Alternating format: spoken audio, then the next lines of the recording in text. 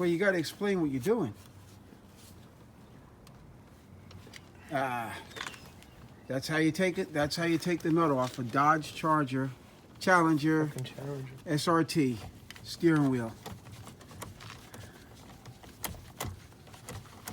This piece of wood, that was it. Brace the steering wheel instead of trying to hold it with your arms.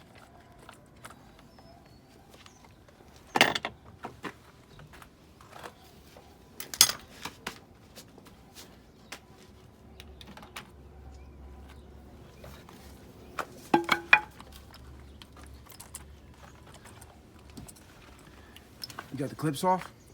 What? You got all the clips off? Yeah. And there you go.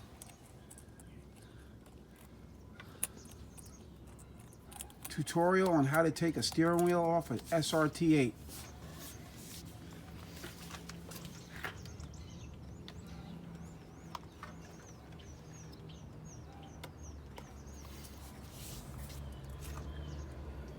You're gonna be famous.